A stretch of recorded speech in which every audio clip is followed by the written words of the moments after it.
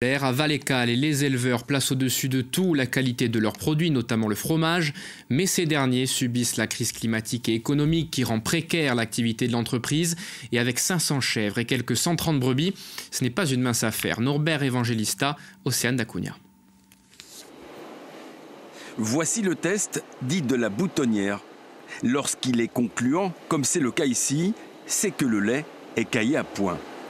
C'est l'une des premières traites de l'année dans cette fromagerie, fin prête pour être transformée dans les 2 produits laitiers les plus prisés de Corse.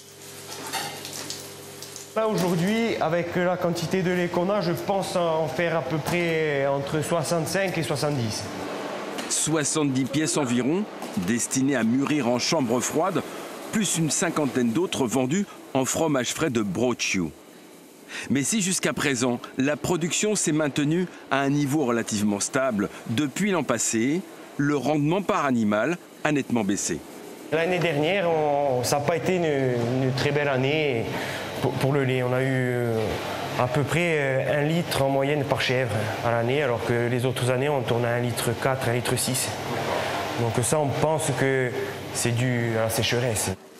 Une chute de rentabilité due au changement climatique qui s'ajoute à des dépenses incompressibles, toujours à la hausse, pour assurer le bien-être alimentaire du cheptel. On doit acheter plus de foin et comme on en consomme plus, tout le monde en consomme plus, les prix augmentent aussi.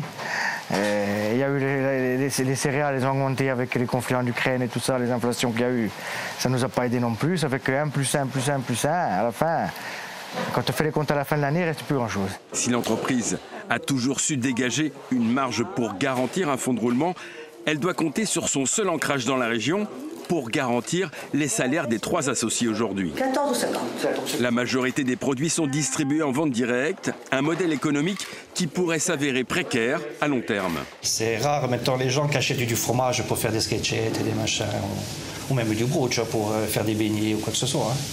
Les gens ils achètent tout, donc ils achètent soit fait, mais en produit direct comme ça, si ce n'est pas les personnes âgées, ça devient de plus en plus difficile. Craignant de voir avec le temps s'éteindre une clientèle vieillissante, la société organise des tournées quotidiennes pour vendre ses fromages dans d'autres secteurs du département.